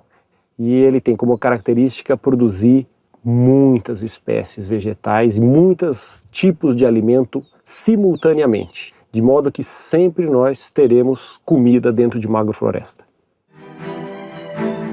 As cooperativas agroecológicas potencializam a produção e a distribuição dos produtos orgânicos. Essa aqui é uma lavoura de arroz pré-germinado, lavoura de arroz orgânica. Para não contaminar essa nossa lavoura, nós tivemos que erguer uma estrada e deixar crescer essa vegetação, porque do outro lado tem uma lavoura de arroz convencional que usa veneno, passa veneno de avião e interfere, acaba entrando na nossa lavoura de arroz e contaminando o nosso arroz orgânico. A gente controla as ervas daninhas, invasora, com a água, com a lâmina d'água, a gente trata não agride a natureza e ela também não agride o ambiente, porque nós viemos tudo de uma luta por uma conquista da terra, a socialização do uso dos recursos naturais. E então de nada adianta nós conquistemos esses recursos naturais, que são a terra, a natureza, a água, e nós não cuidar dela. Então aqui a gente faz o processo do recebimento do arroz. Então o arroz é plantado e tal e vem para cá. Aí a gente faz o recebimento, análise todo do arroz e vai para o engenho. Aí o arroz é secado, descascado, né? Daí a casca do arroz ela vai para a cama, para ser feita camas para os suínos, né? E o farelo do arroz é feito para alimentação deles, como ração para o suíno. E daí o arroz próprio, né, vem para cá, para a sala da embalagem, onde a gente faz o processo de empacotamento, embala todo o arroz e deixa ele pronto para ir para o mercado.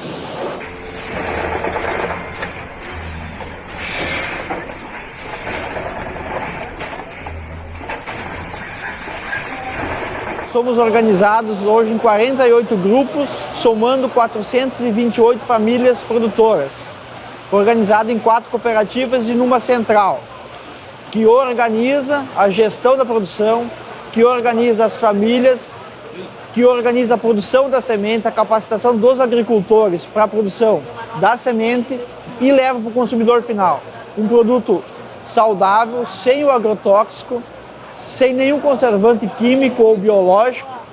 Eu acredito que é possível alimentar a população hoje produzindo orgânico em larga escala.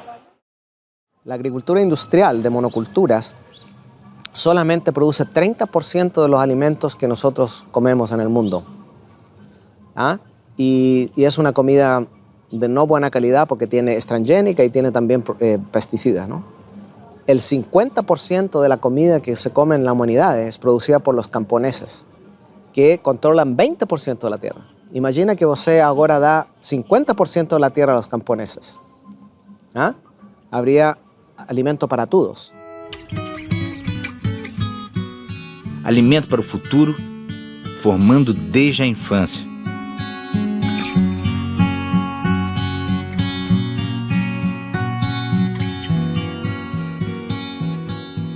A merenda escolar, a gente recebe um recurso, né? E desse recurso a gente tem uma porcentagem para comprar da agricultura familiar. E a gente compra aqui da região, né? Das famílias assentadas. Porque a gente entende que essa alimentação que é produzida aqui nos assentamentos são de boa qualidade, até porque elas são orgânicas, né? A gente também busca trazer para a realidade dos conteúdos a questão da importância da saúde alternativa, da alimentação saudável e tem uma oficina especial para a questão da agroecologia, onde a gente também produz a questão da horta, do uso eficiente da água. É de uma importância prioritária e fundamental para realmente conseguir divulgar e também fazer com que as famílias, as pessoas se conscientizem da importância de uma alimentação saudável e também do meio ambiente, né? Aproximando o produtor do consumidor. As feiras agroecológicas.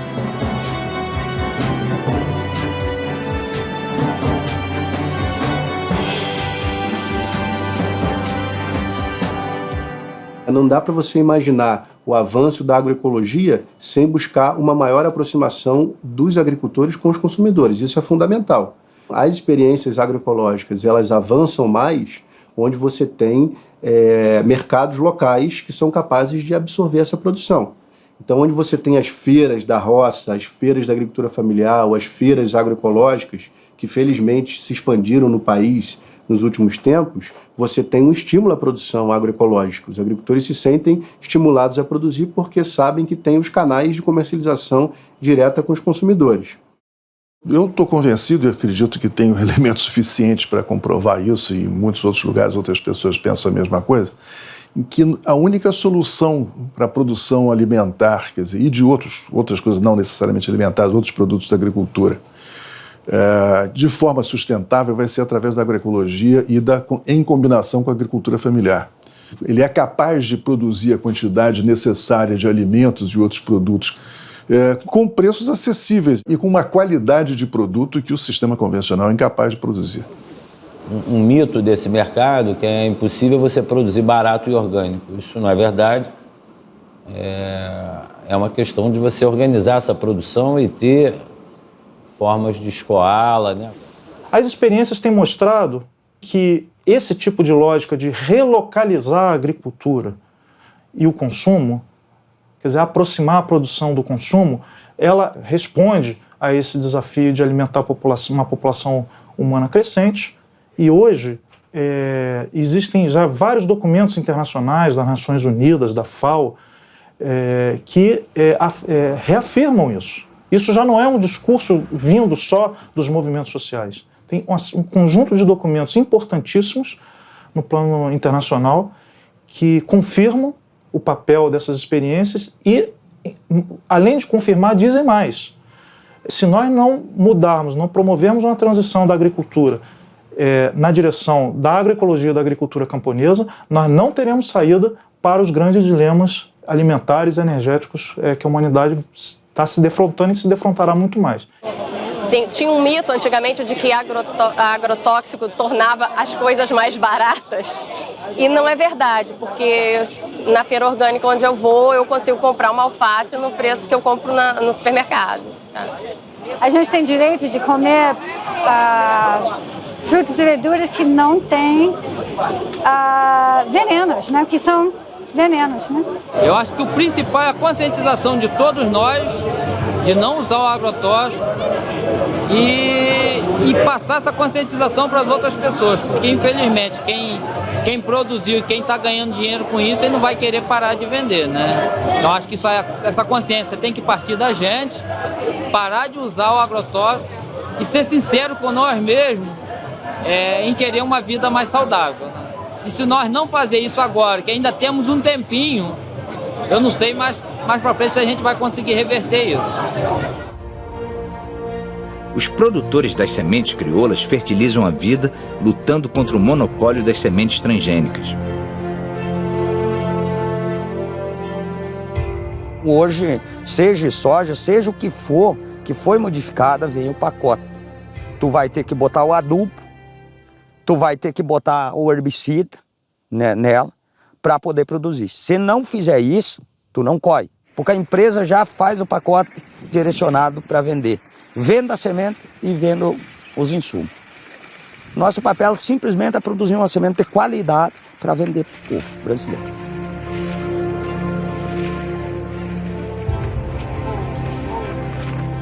Uma ideia que a gente criou, que a gente produzir e não cobrar muito caro. Porque senão o pobre, aquele está com menos condições financeiras, ele vai acabar comendo veneno igual. Então a gente precisa fazer alguma coisa para contribuir com o pessoal também, né? Essa aqui é a nossa câmera que a gente guarda a semente, né? Aí ela fica armazenada aqui dentro. Depois que ela é limpada, beneficiada, ajeitada, aí a gente bota nas bombas e aí traz para cá e aí tem essa identificação, lote por lote. Ó. A semente, ela é a independência dos povos pobres. O produtor só ele é independente se ele tem terra e semente. A importância da semente crioula, da semente orgânica, da horta orgânica, ela é uma importância tão grande na vida nossa. Essa é o nosso projeto de liberdade. The power of the corporations that began as chemical companies to make war chemicals became chemical companies to sell poisons in agriculture and now control the seed. They have such a strong power. They are shaping agriculture policy. They are shaping government decision. And this is against democracy. It is a kind of dictatorship. Uma das frentes de luta neste momento nesta área é exatamente a luta pelas sementes e a luta pelas sementes camponesas e pela variedade das sementes, que, como nós sabemos, em certos continentes, nomeadamente na Índia, só para o milho havia milhares de variedades e que foram sendo destruídas pela Revolução Verde e que agora estão ainda a ser mais destruídas pelas sementes transgénicas e, portanto, com os organismos geneticamente modificados. Não são poucos no Congresso os que sabem dos riscos do agrotóxico para a saúde de todos. O problema é que a bancada ruralista está mais interessada nos negócios do que com a saúde pública. 40 mil proprietários rurais controlam 40% das terras e elegem, no mínimo, 120 deputados federais. A agricultura familiar, com 12 milhões de pessoas, elege de 10 a 12 deputados. Uma opção política. O Ministério da Agricultura recebe 10 vezes mais recursos para cuidar do agronegócio do que o Ministério do Desenvolvimento Agrário usa para cuidar dos pequenos agricultores. Enquanto o agronegócio cria commodities para exportação, o pequeno agricultor põe comida na sua mesa.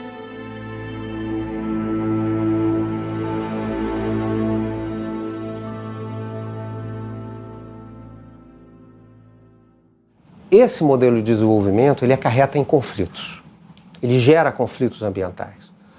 Porque é óbvio, agricultores estão perdendo terra, indígenas e quilombolas estão lutando pela demarcação das suas terras, populações contaminadas estão lutando para mudarem e enfrentarem os agrotóxicos, os assentamentos agrários e a luta pela reforma agrária enfrenta essas forças. E nesse processo, além da violência direta, que é uma outra questão, né, relacionada aos direitos humanos, que é uma questão de saúde pública, que é extremamente relevante, como esse jogo democrático das resistências e das disputas, eles se dão. Se acusa muito e criminaliza-se muito movimentos sociais, mas não com a mesma velocidade ou com a mesma força que deveria se avaliar os poderosos economicamente e politicamente que infringem direitos humanos e que desrespeitam as populações e violentam, assassinam, ameaçam.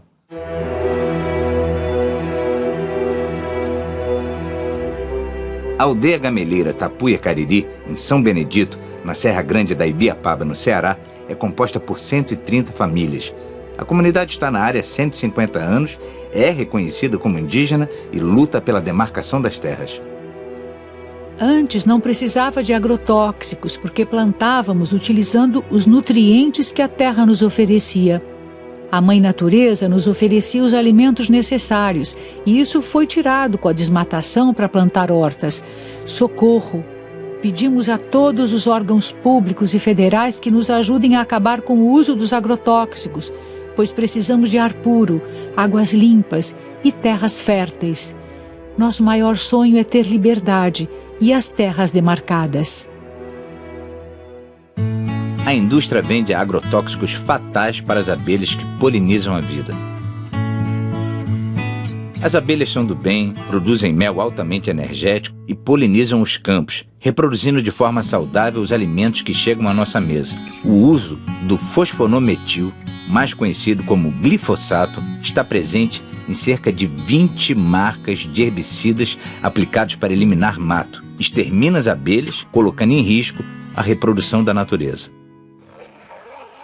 Há 3 anos a gente está aqui, a gente começou assim com 3 caixas, que o Padec distribuiu 3 caixas para cada um.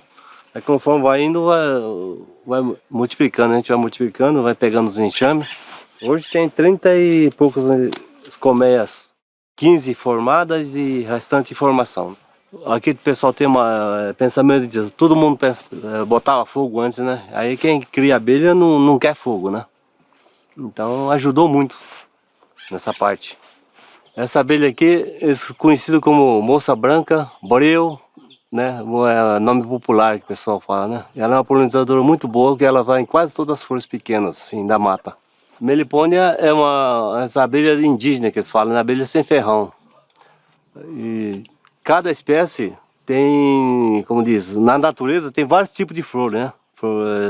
Umas mais compridas, umas mais... Então cada espécie poliniza a flor. Esse aqui é mandaguari. É uma abelha muito boa, o mel dela é muito medicinal para pessoa que tem problema de pulmão.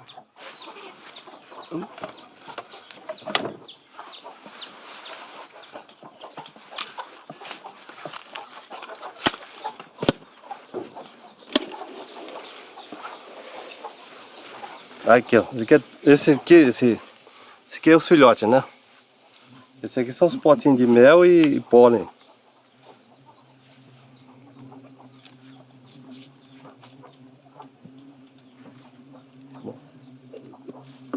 Para mim, o melhor resultado é as abelhas, melhor do que a criação de gado, do que a minhonça.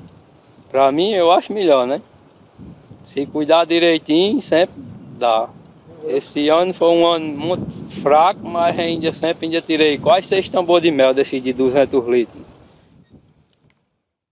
Isso aqui é uma coisa muito importante que valoriza a propriedade da família, do pequeno produtor. Aqui nós estamos se reunindo com várias pessoas de Alta Floresta. Inclusive tem 6 municípios que vão participar da criação de abelhas sem ferrão. Então aqui vai ser a multiplicação das abelhas, aonde que no momento tiver um plantel de 250 caixas de abelhas, aí que vai ser levado para cada propriedade uma quantia de caixas, aonde vai continuar a multiplicação e a produção de mel. Então é uma coisa importante que vai fixar mais o homem do campo para evitar ele voltar para a cidade, né? Cada fileira dessas aqui nós vamos pôr 50 caixas. Tem 5 fileiras, então vai ter 250 colmeias aqui. Então cada família vai levar suas 5 ou 10 caixas de abelha e vai começar a multiplicação lá e a produção de mel.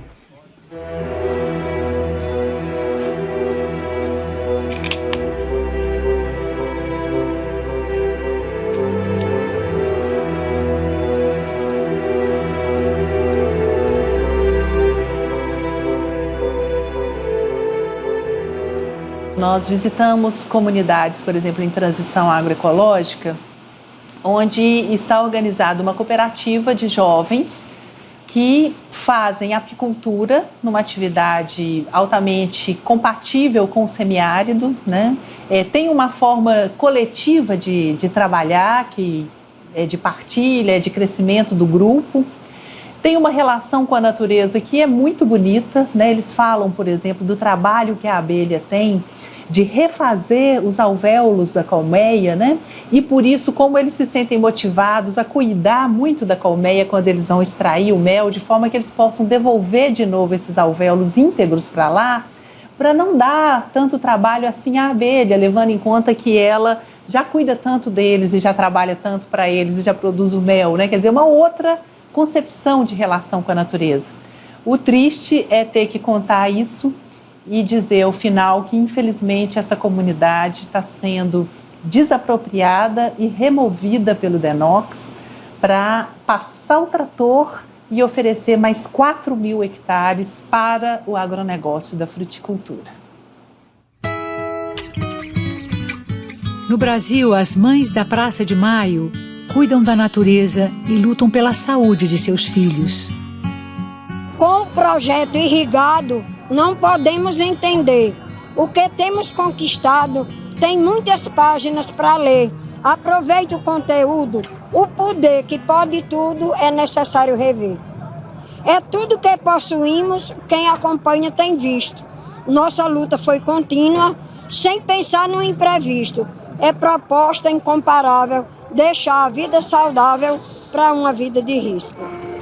Nós estamos vivendo diante de um dilema que é o projeto de irrigação da Chapada do Apodi, onde lá nós temos cerca de 1.000 famílias que vivem da agroecologia na sua pequena propriedade, nas suas áreas de assentamentos, e agora a presidenta Dilma, em um decreto, decreta a desapropriação de 13.000 hectares. Para vocês terem uma ideia, o município de Apodi é o terceiro PIB do estado, devido a toda essa produção, todo esse trabalho. Esses agricultores hoje, com todos esses projetos, com assistência técnica, com uma renda que não se tem em outro lugar no semiárido. Sabemos da nossa luta, do dia a dia, que se nós perdemos as nossas terras, se perdemos os nossos territórios, também não só perdemos a nossa autonomia econômica, mas perdemos a soberania sobre os nossos corpos e nossas vidas. Há um projeto que está dando certo. Há pessoas trabalhando e vivendo bem. Os trabalhadores que vão para a Chapada do Apodi, levados pelo DENOC, é para ser mão de obra barata e concentrada para as empresas. Eu acho que Dilma está fazendo uma coisa que nenhum governo da ditadura militar teve coragem.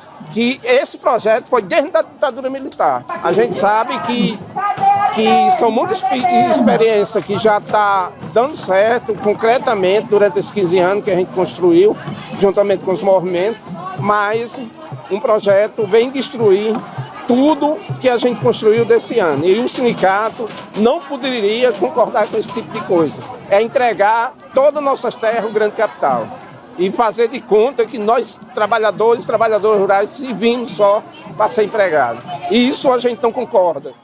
Essas comunidades que estão a sofrer uma agressão extraordinária, essa agressão não é apenas nos seus meios de vida, na sua água, nas suas terras, no seu ar, obviamente, mas é também nas suas organizações.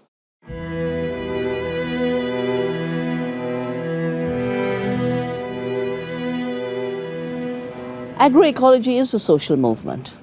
Agroecology is a social movement because it re-establishes our relationship with the earth. It brings ecology back into the consciousness of farming. Industrial agriculture makes us blind to the earth and nature's processes.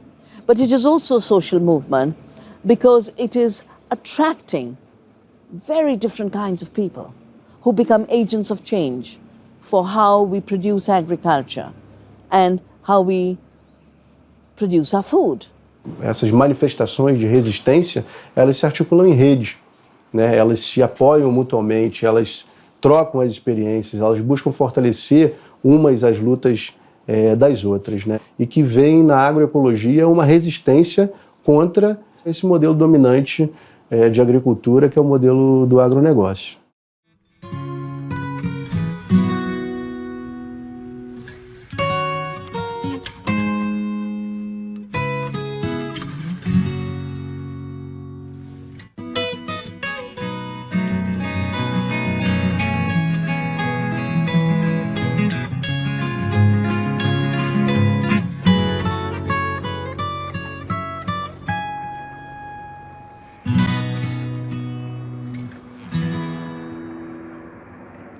Estou aqui há 53 anos. Eu fui o maior defensor da transposição do Rio, porque eu achava que transposição, para transpor, tem que revitalizar. E eu tinha muita esperança de que, com a transposição, viria a revitalização. Infelizmente, não está acontecendo. O Rio São Francisco é tudo. O Rio São Francisco trata de mais de 30 milhões de pessoas. O Rio São Francisco é uma mãe. O Rio São Francisco, gente, é um rio da unidade nacional, o rio da integração. O rio, que o único rio que corre para o norte, corre para cima, é o rio que é a salvação do Nordeste. O Rio São Francisco, ele sofre muitas intervenções, né? É um rio de multiusos, né? Na geração de energia, as barragens, os deslocamentos das populações. Nessa região do polo de fruticultura, a gente encontrou muitas violações de direitos humanos, né? Violações relacionadas à exclusão das pessoas à própria água, à exclusão das pessoas à própria acesso à energia elétrica, por paradoxo que seja, ao assoreamento do rio, a utilização de pescas, de cultivo de peixes com rações e produtos que contaminam a água, a utilização, então, pelas comunidades ribeirinhas dessas áreas de vazante do rio, né? Mas o que mais impacta é a agricultura irrigada. O grosso da água é para a agricultura irrigada, né? A água que faz toda essa irrigação é de São Francisco e ela volta para o subsolo e volta para São Francisco, com, obviamente, agrotóxicos. Então são vários estudos que existem mostrando a contaminação do Rio São Francisco, né, por agrotóxicos. More than any other activity, agriculture is totally dependent on nature. Without soil, you don't have food. Without sun, you don't have food. Without water, you don't have food. Without seed and biodiversity, you don't have food. So the foundation of agriculture is nature. We can either have a monoculture of the mind, which is a militarized dictatorship, or we can have a diversity of the mind and of the planet, which is freedom and prosperity for all. Dependendo dos rumos para onde vai o chamado complexo econômico social da saúde, ele já também condiciona e induz um modelo de desenvolvimento mais equânime, inclusivo, socialmente justo, ou um modelo de desenvolvimento perverso, iníquo e que, ao invés de produzir saúde, produz doença. It is now time to recognize that life in freedom, life in diversity, life in health, life in resilience is the ultimate creative act. And to the extent we cooperate with the earth to enhance these processes, we are all artists.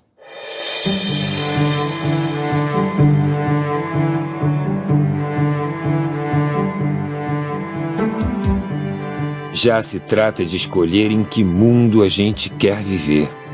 Se em um mundo de beleza e liberdade ou em um mundo de exploração, doenças e terra arrasada.